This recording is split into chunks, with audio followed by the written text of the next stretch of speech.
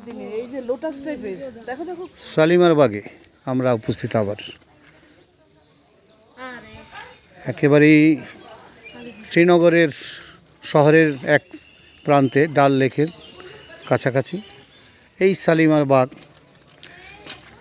আমরা ভাগ্যক্রমে চলে আসছি মুঘল সম্রাটদের বিখ্যাত যতগুলো মানে পার্ক আছে, যতগুলো পার্ক তার ভিতরে শালিমার অন্যতম। বেশ পরিসরে বেশ বড়ই আকারে এবং যেমন আকার বৃহৎ তেমন এটার বিশেষ করে বিভিন্ন প্রজাতির ফুল গাছ পুরনো 300-400 বছর 500 বছর আগের গাছগুলো কিন্তু আমরা এখানে দেখার সুযোগ পাই। এবং এই গাছগুলোর যেমন এই গাছটার যদিও প্রায় মৃত, এটা 215 বছর আগে।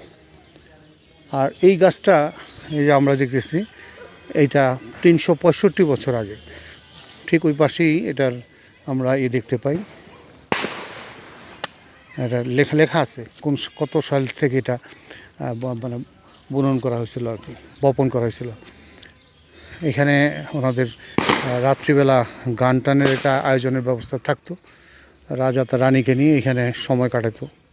বিশেষ করে যখন গরমকালে দিল্লিতে প্রচণ্ড গরমে হাঁসফাঁস করতো, ওই সময় হয়তো এত গরম ছিল না আমাদের এখন বর্তমান যে সময়, পরিবেশের কারণে আরও বেটার সিচুয়েশন ছিল। তারপরেও ওনারা সেই সুদূর দিল্লি থেকে জম্মু হয়ে তারপরে বানিহাল হয়ে এই পথেই আমি শুনছি ওনারা ঘোষ সরোয়ার হয়ে ওনারা কিন্তু এখানে আসতো, এসে এখানে 2 মাস 3 মাস থাকতো। মানে অনেকটা বলা যায় যে গ্রীষ্মকালীন একটা রাজধানীর মতো এখানে ওনারা সময়টা ব্যয় করতে হয়। আমার অর্ধাঙ্গিনী উনিও দেখতেছে, উনিও উপভোগ করতেছে। পেছনে আমার মেয়ে দুজন, ছেলে তো ছেলেই একটু চঞ্চল, ও গিয়ে দেখেন ও সুন্দর একটা ফুল গাছের নিচে বিশাল বড় ফুল গাছ, বয়স অনেক পুরনো। হ্যাঁ দেখেন ওই যে লুকোচুরি খেলছে আমার সাথে। এই যে এই ধরনের ফুল কিন্তু আমি ইতিপূর্বে আর কোনো সময় দেখি নাই। হ্যাঁ খুব সুন্দর দেখেন, একটু লোটাস টাইপের, বেশ বড় আকারটা, বেশ বড়। হ্যাঁ এখানে আমার মেয়েরা এবং ছেলে বসে রেস্ট নিচ্ছে, ক্লান্ত হয়ে গেছে হাঁটতে হাঁটতে, অনেক বড়, বেশ বড়। এটা আসলে সুন্দর। দেখেন এখানেও ওনারা বসে বিশ্রাম নিত।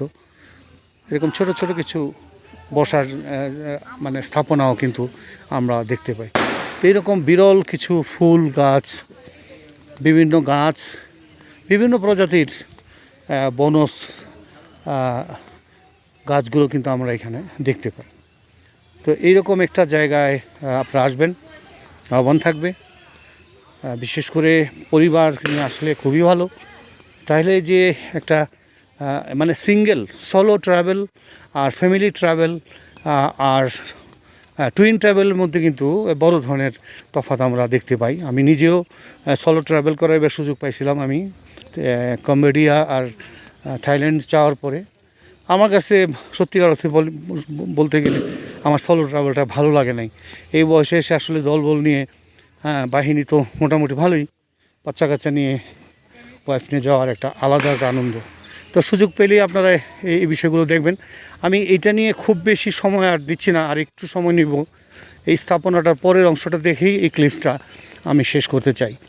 আমার আসল উদ্দেশ্য হলো মূলত নিজের মনের খোরাকটা জোগানো, প্লাস নিজেকে জানতে চেষ্টা করা সারা দুনিয়ার দেশে দেশে মহান আল্লাহ তাআলা কী রূপ, কী রস, কী গন্ধ, এই জিনিসগুলো তার যে অপার সৌন্দর্য, অপার শক্তির অস্তিত্বগুলো জানান দিচ্ছে, সেটাই জানাই আমার মূল উদ্দেশ্য। বাকি জীবনটা যেন আমি এই সুযোগটা যেন পাই। এইটা হলো ওনাদের ওই যে ঈদের দিন। আজকে আমরা ঈদের দিন শ্রীনগরে আমরা দেখেন এখানে বাচ্চারা বাজি ফোটাচ্ছে। এইখানে হলো ওদের মূলত গান বাজনা হতো রাত্রেবেলা, আসে ঝর্ণার একটা ব্যবস্থা আছে এখানে, পানি এখন নাই যদিও।